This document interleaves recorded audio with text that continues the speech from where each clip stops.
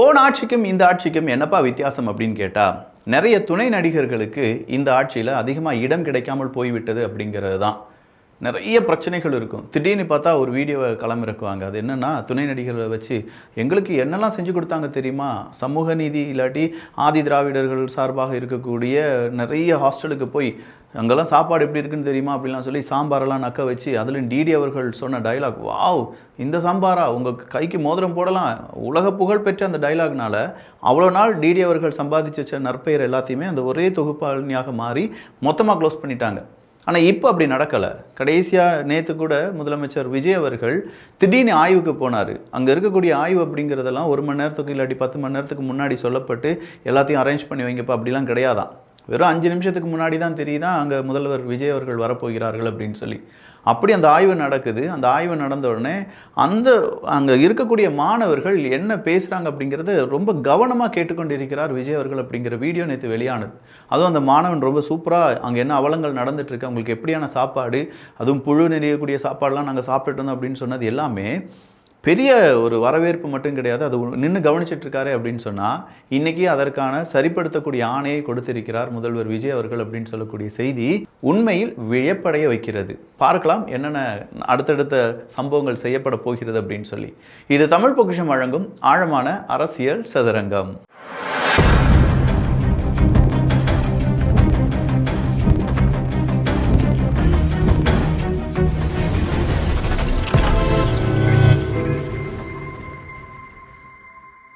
So PR stunt அப்படின்னு சொல்கிறதெல்லாம் இப்போ வேணாம். இந்த பிஆர் ஸ்டண்டையும் விட நமக்கு தேவை செயல் தான். அந்த செயலும் அப்படிங்கிறத விட அவர் நேரடியாக சமையல் ரூமுக்கு போகிறது, கழிவறைக்கு போகிறது அப்படிங்கிறது எல்லாமே யாரும் செய்யாதது. முதல்வர்கள் அங்கே செய்ய வேண்டிய தேவையே கிடையாது.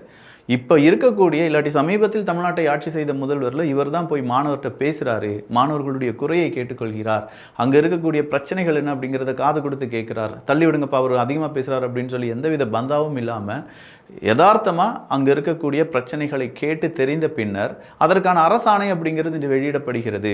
நிறைய பேர் மறுபடியும் ஆய்வுக்கு போகிறாங்க.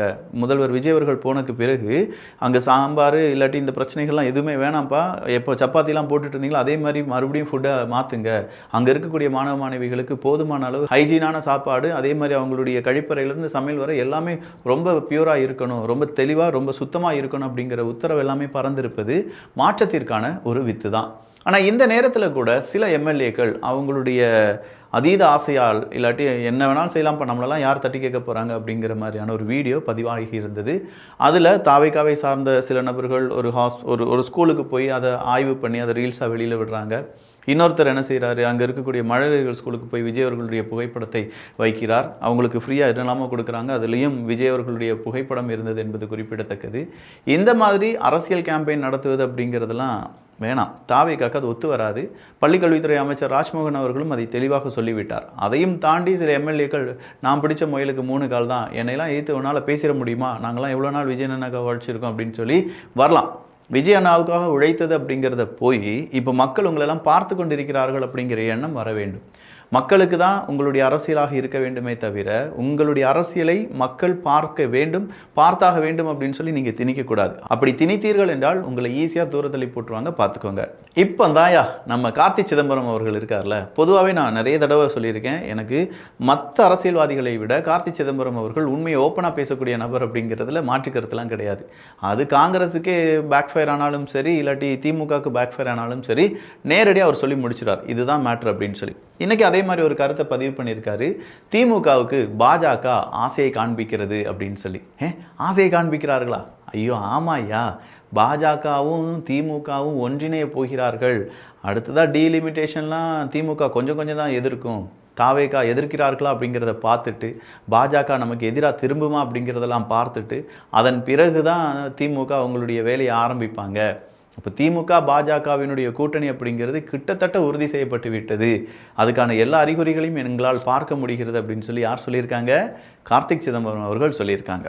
காங்கிரசினுடைய மாநில தலைவரை மாற்றினால் இங்கே எல்லாமே நடந்துருமா அப்படிங்கிற கேள்வியும் கார்த்தி சிதம்பரம் அவர்கள் கேட்டிருக்கிறார்கள். ஸோ மாணிக்கம் தாக்கூர் அவர்கள் இப்போது காங்கிரசினுடைய மாநில தலைவராக இருக்கார்.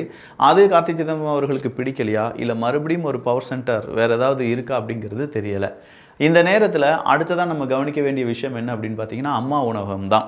அம்மா உணவகம் எவ்வளவு நல்ல ஒரு ஸ்கீம், எவ்வளோ எவ்வளோ ஏழை எளிய மக்கள் அதை நம்பி இருந்தாங்க. நிறைய பேர் அதில் வந்து நிறைய செலிப்ரிட்டிஸ் இருக்காங்க, நிறைய சாதித்தவர்கள் இருக்காங்க. அவங்களுக்கெல்லாம் சாப்பாடு போட்டது அம்மா உணவகம் அப்படிங்கிறது நமக்கு நல்லாவே தெரியும். அப்படிப்பட்ட அம்மா உணவகம் கடந்த 5 வருடங்கள் ஐசியூவில் இருந்துச்சு அப்படிங்கிறது ரொம்ப கஷ்டமான செய்தி. அதை மீட்பதற்கோ, ஈவன் புரோட்டோகால் பிரியாக்காலாம் வந்து அம்மா உணவகம் மூடப்படவில்லையே, அதனுடைய தரம் தாழ்த்தப்படவில்லையே, அப்படி இப்படின்னு சொல்லி என்னதான் முட்டு கொடுத்தாலும் அங்கே என்ன பிரச்சனை இருந்துச்சு அப்படிங்கிறது நம்மளால் புரிஞ்சுக்கிட முடிஞ்சுச்சு.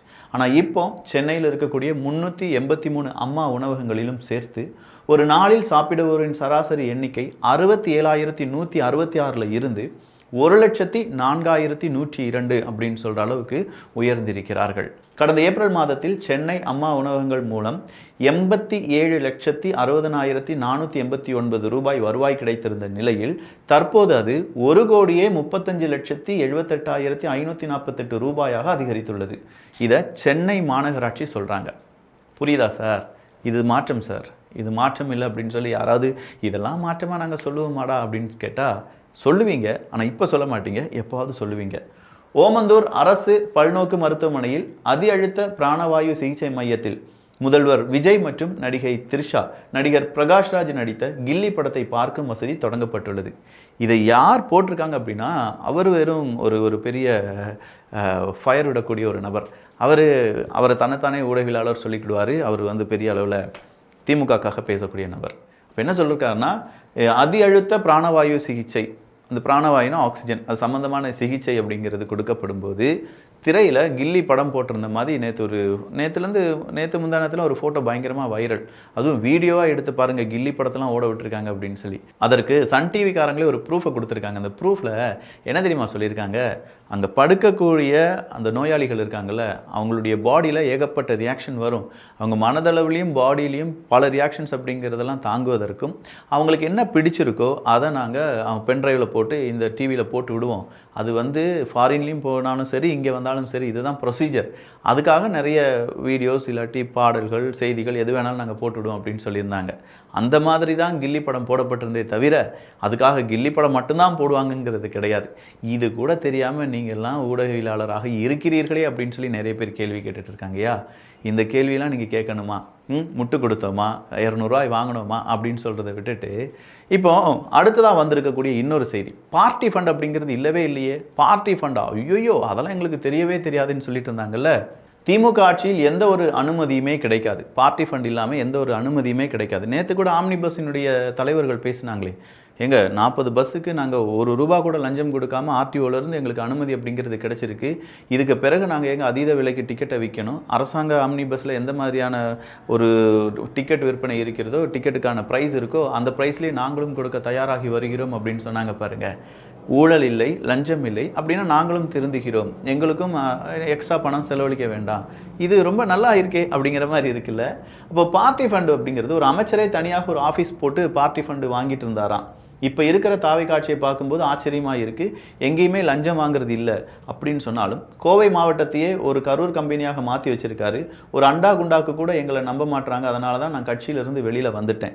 அடுக்கடுக்கான குற்றச்சாட்டுகளை கூறிய திமுகவிலிருந்து விலகுவதாக அறிவித்த கோவை மாநகராட்சி கவுன்சிலர் பாபு அவர்களுடைய குற்றச்சாட்டு தான் இப்போ நம்ம வாசித்தது.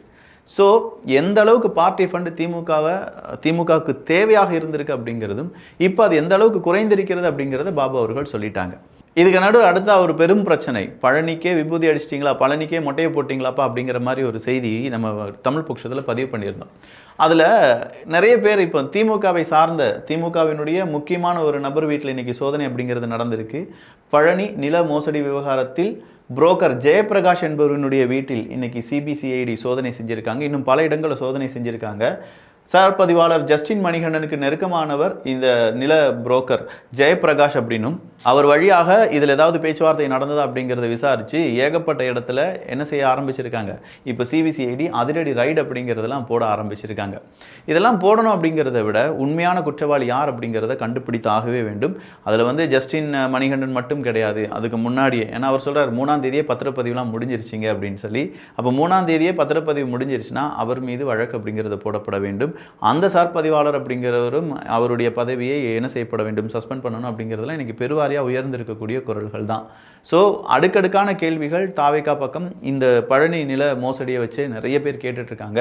இதுக்கு மட்டும் சரியாக பதில் கொடுத்துட்டிங்கன்னா நல்லா இருக்கும். இல்லை இதில் ஏதாவது சொதப்பல் இருந்துச்சுன்னா அது தாவேகாக்கு பேக் ஃபயர் தான். ஆர்பி உதயகுமார் அவர்கள் மறுபடியும் ஒரு வார்த்தையை சொல்லியிருக்கார். வைகோ போயிட்டார்ல, இனி நமக்கு கவலையே இல்லை, விஜயை முடிக்காமல் விட மாட்டார் அப்படின்னு சொல்லியிருக்காங்க.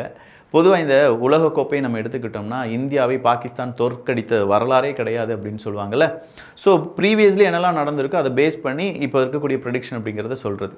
அதே மாதிரி இந்த வைகோ அவர்கள் எங்கெல்லாம் போகிறாங்களோ அந்த கட்சி ரொம்ப டவுனுக்கு போயிடும் அப்படிங்கிறது அரசியல் இருக்கக்கூடிய பலவிதமான சொற்கள். அதை மனசில் வச்சுட்டு தான் ஆர்பி உதயகுமார் அவர்கள் இப்படி ஒரு வார்த்தையை சொல்லியிருக்காங்க. இதை முறியடிப்பதற்காக வைகோ, மதிமுக, துரை வைகோ அவர்கள் என்ன செய்ய போகிறார்கள் அப்படிங்கிறத பொறுத்திருந்து பார்க்கலாம். இன்றைக்கி ஒரே நாளில் மட்டுமே அரியலூர், புதுக்கோட்டை உள்ளிட்ட தமிழகத்தின் பல்வேறு இடங்களில் வட்டாட்சியர் அலுவலகங்களில் கிட்டத்தட்ட 35 வட்டாட்சியர் அலுவலகங்களில் ரைடு அப்படிங்கிறது நடந்திருக்கு. அதில் கணக்கில் வராத 82 லட்சம் சிக்கியிருக்கு. வட்டாட்சியர் அலுவலகத்தில் 82 லட்சம். என்னையா இது சிஸ்டம்? இந்த சிஸ்டத்தை மாற்றுறதுக்கு படாத பாடுபட்டு இருக்காங்க போல் அரசு அதிகாரிகள், சில முக்கியமான காவல்துறை அதிகாரிகள், லஞ்ச ஒழிப்புத்துறை, அரசாங்கம், முதல்வர் விஜய் அவர்கள், இவங்க எல்லாரும் சேர்ந்து ஏதோ ஒன்று செய்கிறாங்க, ஒரு ட்ரை பண்ணுறாங்க. பட் அரசாங்க ஊழியர்கள் என்ன செஞ்சுருக்காங்க பாருங்கள். இதில் 82 லட்சம் ரூபாய் லஞ்சம், கணக்கில் வராத தொகை, கிட்டத்தட்ட ஆன்லைன் பரிவர்த்தனை ஜிபே வழியாகவே 68 லட்சம் ரூபாயை கொடுத்துருக்காங்களாம். அது இல்லாமல் காசாக 13 லட்சம் ரூபா ரொக்கமாக இருக்குது அப்படின்னும், லஞ்ச ஒழிப்புத்துறை போலீஸில் கணக்கில் வராத இந்த பணத்தை பறிமுதல் செய்து விசாரணை செய்து வருகிறார்கள் என்கிற தகவலும் வெளியாகி இருக்கிறது. எப்படி இருக்குது பாருங்கள். ஒரு நாளில் 90 லட்சம் ரூபா அப்படின்னா 365 நாள், 5 வருஷம் கோலாச்சி கோடி கோடியாக சம்பாதிச்சிருப்பீங்களேடா. மக்களுடைய வயிற்றில் அடித்து, வாயில் அடித்து, அவங்களுடைய தொழிலை நசுக்கி இப்படிலாம் சம்பாதிக்கணுமாடா?